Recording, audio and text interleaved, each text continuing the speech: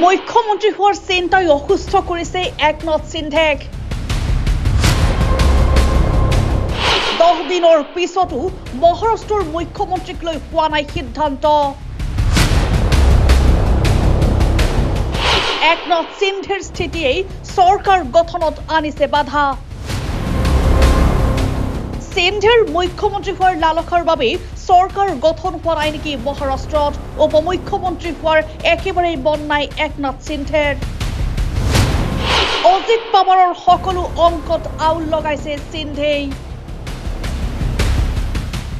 দেৱেন্দ্ৰ ফাডনবিছৰ মুখ্যমন্ত্ৰী হোৱাৰ সপোন বাস্তৱায়িত হোৱাটো বাধা আহি পৰিছে একনাথ সিন্ধেৰ বাবে। ইমানৰ মাজতে মহাৰাষ্ট্ৰ বিজেপি প্ৰধান ৰায় চাহেব ধনবেৰ মতে 5 ডিচেম্বৰত শপত ল'ব মহাৰাষ্ট্ৰৰ নতুন চৰকাৰে। বিজেপি প্ৰধানগৰাকীৰ এই মন্তব্যৰ পিছতেই নতুনকৈ আৰম্ভ হৈছে মহাৰাষ্ট্ৰক লৈ নতুন চিন্তা চৰ্চা। মহাৰাষ্ট্ৰ বিজেপিৰ মুৰব্বীগৰাকীৰ এই মন্তব্যই বিজেপি শিবিৰত আনন্দ দিলেও সিন্ধে শিবিৰত জুই লগাইছে, যাৰ বাবে এক মতত উপনীত হ'ব পৰা নাই বিজেপি, এনচিপি আৰু সিন্ধে গোট শিৱসেনা।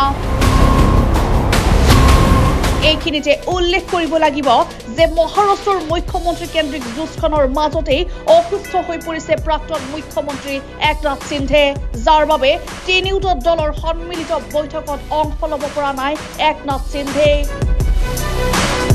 কিন্তু মহাৰাষ্ট্ৰ বিজেপিৰ প্ৰধান ৰায় চাহেব ধনবেৰ ঘোষণাৰ পিছতে দিল্লীতো ভাৰতীয় জনতা পাৰ্টিৰ শীৰ্ষ নেতৃত্বৰ মাজত আৰম্ভ হৈছে আলোচনা, যাৰ পৰিপ্ৰেক্ষিতত কেন্দ্ৰীয় মন্ত্ৰী নিৰ্মলা সীতাৰমণ আৰু গুজৰাটৰ মুখ্যমন্ত্ৰীক মহাৰাষ্ট্ৰ বিজেপিৰ বিধায়কসকলৰ বৈঠকৰ পৰ্যবেক্ষকৰ দায়িত্ব অৰ্পণ কৰিছে। এই বৈঠকখন নতুন চৰকাৰে শপত লোৱাৰ পূৰ্বেই সম্পন্ন হ'ব। কিন্তু একনাথ সিন্ধেৰ মুখ্যমন্ত্ৰীৰ চকীখনৰ প্ৰতি থকা প্ৰীতিৰ বাবে মহাৰাষ্ট্ৰত ফলাফলৰ 10 দিন উকলি যোৱাৰ পিছতো চৰকাৰ গঠন কৰিব পৰা নাই। অৱশ্যে মুখ্যমন্ত্ৰীৰ নাম ঘোষণা হোৱাৰ পিছতেই মহাৰাষ্ট্ৰৰ ৰাজনীতিত কি পৰিৱৰ্তন হয় সেয়া লক্ষণীয় হ'ব। मुख्यमंत्री एकनाथराव शिंदे साहेब, देवेंद्रजी, प्रफुल्लभाई रामदास आठवले साहेब, पीयूष गोयल साहेब, चंद्रशेखर बावनकुळेजी, नीलमताई गोरे, सर्व महायुतीचे सन्माननीय उपस्थित असणारे मान्यवर नेते, पदाधिकारी, कार्यकर्ते आणि पत्रकार मित्रांनो, आपण आज सकाळी काउंटिंग सुरू होईपर्यंत प्रत्येक जण आपापले परीनं अंदाज व्यक्त करत होते। काल तर मी स्वतः वेगवेगळ्या चॅनलला बघत होतो, म्हणजे आम्ही तिघं कशातच नसल्यातच जमा होतो, बाकीच्यांच्या गाड्या फिरवणं, ड्रायव्हिंग करणं, इकडे जाणं तिकडे जाणं, इतकं काही सुरू होतं की आम्ही पहिल्यांदा 250च्या पुढे जाऊ आम्हाला वाटत होतं। कालचं सगळं बघितल्यानंतर आम्हाला वाटायला लागलं की आपण कुठेतरी खाली जातोय का काय। परंतु महाराष्ट्रातल्या जनतेने विकासाकडे बघून महायुतीला प्रचंड अशा प्रकारचं जे यश प्राप्त करून दिलंय, त्याबद्दल महाराष्ट्रातल्या तमाम जनतेचं महायुतीच्या वतीनं व्यक्तिशः माझ्या वतीनं मी त्यांना मनापासून धन्यवाद देतो, मनापासून आभार मानतो।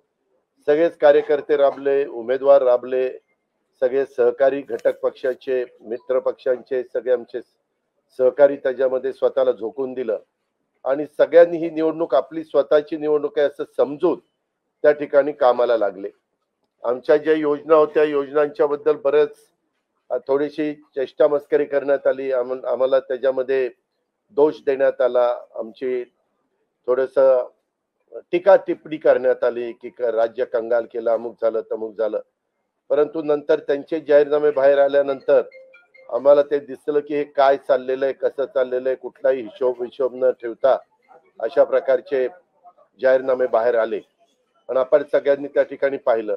आम्ही मुळात काय केलं, लोकसभेच्या निवडणुकीच्या निमित्तानं आम्हाला मोठं अपयश आलं, म्हणजे महाराष्ट्रामध्ये आम्हाला तिघांनाही वाटलं नव्हतं की बाबा अशा प्रकारचं आपल्याला अपयश मिळेल, परंतु ते मिळालं, आम्ही ते मान्य केलं, त्याच्यातून आम्ही पुन्हा सावरण्याचा प्रयत्न केला।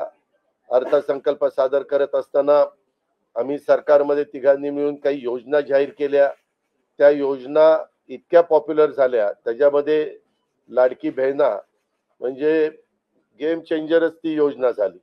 अंडरकरंट असा का बहिणींनी दाखवला की मी सगळे उताने पडले, सगळे आडवे झाले.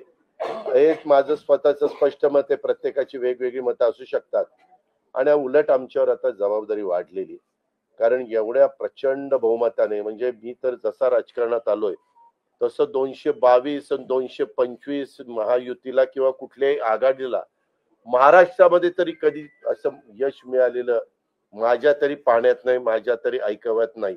कदाचित पूर्वीचा काळ वेगळा काँग्रेसचा असेल, त्यावेळेस कधी झालं असलं तर माहिती नाही, परंतु बाकीचे विरोधक नगण्य होते त्यावेळेसची गोष्ट. परंतु अलीकडच्या काळामध्ये जसं आम्हाला समजतंय तसं तर एवढं प्रचंड यश हे पहिल्यांदाच मिळालेलं यशाने आम्ही हुरळून पण जाणार नाही आणि आम्ही अतिशय जमिनीवर पाय ठेवून आता, म्हणजे जसे जसे ते आकडे आम्हाला दिसत होते तसे तसे तसे फायनान्सच्या गोष्टी माझ्या डोळ्यासमोर येत होत्या. मी देवेंद्रजींना पण फोन केला, तेव्हा म्हटलं देवेंद्रजी खूप काही काम करावं लागेल. एकनाथरावजींना पण तसं सांगितलं की फार आर्थिक शिस्त आपल्याला त्याच्यामध्ये आणावी लागेल आणि आम्ही आणू. त्याच्यात आम्हाला हे नवीन नाहीये, आम्ही सगळे अनुभवी माणसं, आम्हाला त्याच्यामध्ये कुठली काही अडचण नाही.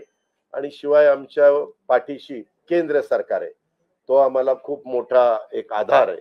एक आमच्या पाठीशी एक मोठा भक्कम अशा प्रकारचा भरोसा आहे आणि त्याच्यामुळं या सगळ्या ज्या काही गोष्टी झालेल्या आहेत, आता विरोधक टीका करतात की बाबा बॅलेट पेपरनी घ्यायला पाहिजे होतं, मग बॅलेट पेपरने लोकसभेला पण घ्यायला पाहिजे होतं. लोकसभेचा निकाल लागला की तो बरोबर आणि इथला निकाल लागला की मग बॅलेट पेपर यायला पाहिजे, मग मशीन काय ईव्हीएम बरोबर नाही, असं नाही चालत. आता झारखंड पण आमच्या हातनं गेलंच ना, आम्ही कुठं काय म्हणतो. ठीक आहे, त्या जनतेने कौल दिलेला आहे तशा पद्धतीनं महाराष्ट्रातल्या आणि विशेषतः महाराष्ट्रामध्ये बऱ्याचदा आपले जे 6 रिजन आहेत ना, मराठवाडा, विदर्भ, पश्चिम महाराष्ट्र, कोकण, मुंबई, अशा सगळ्या वेगवेगळ्या रिजन मध्ये, नाशिक, सगळीकडेच तुम्ही बघितलं तर सगळीकडे महायुती जोरात चालली.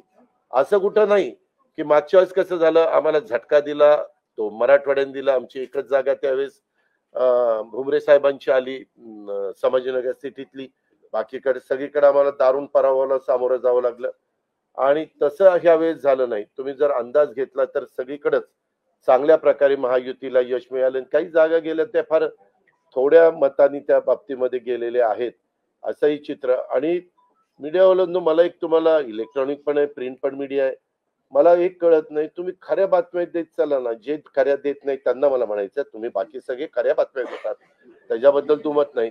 पण मी टीव्ही चालू केलं आणि अजित पवार पोस्टल बॅलेट मध्येच माग, मी विचारतोय तिथं फोन करून, ते म्हणले नाही दादा आपण पुढे. आता माझं लीड 1,02,000 मताधिक्य मी मिळवलंय आणि खुशाल तुम्ही दाखवताय अजित पवार माग, अजित पवार माग. मग काही जण म्हणलं का रे असे दाखवतायत, टीआरपी त्याच्याशिवाय वाढत नाही. अरे तुमच्या टीआरपीला आम्हाला का मातीत घालताय, आमची का बदनामी करताय. त्याच्यामध्ये मी नंतर पुन्हा अधिकाऱ्यांच्याकडनं माहिती घेतली की नक्की पोस्टल बॅलेट किती झाले. पोस्टल बॅलेट मध्ये पण आम्ही पुढे होतो आणि रेग्युलर मतदानामध्ये पण पुढे होतो. सांगायचं तात्पर्य की बाबा तुमच्यावर सगळ्या चॅनलवर जनतेचा एवढा विश्वास आहे, म्हणजे विश्वास नाही ते सकाळच्या 9 वाजताच्या भोंग्यावर विश्वास नाही, पण बाकीच्यांवर फार विश्वास आहे.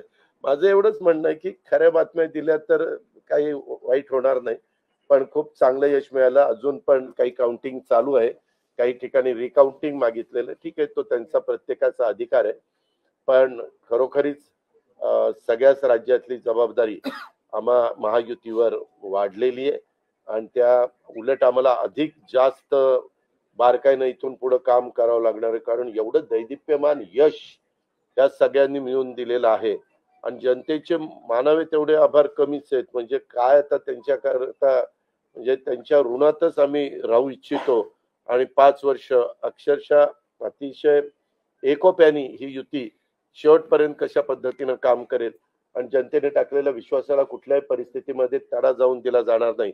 अतिशय चांगल्या पद्धतीनं राज्याच्या सर्वांगीण विकासाच्या करता जसं आम्ही विकास हा केंद्रबिंदू मानून पुढे गेलो, तशाच पद्धतीचं काम इथून पुढच्या काळामध्ये देखील महायुतीच्या वतीनं त्या ठिकाणी चालेल, अशा प्रकारची खात्री मी आपल्या पत्रकार मित्रांना पण देतो आणि आपल्या मार्फत महाराष्ट्रातल्या तमाम जनतेला देतो.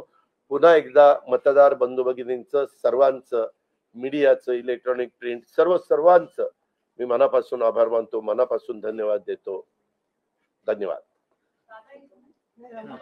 अरे मराठी मातृभाषा अभिजात भाषेचा दर्जा आत्ताच दिलाय ना, लगेच विसरायला लागला. नाही ते दिल्लीत बोलतात.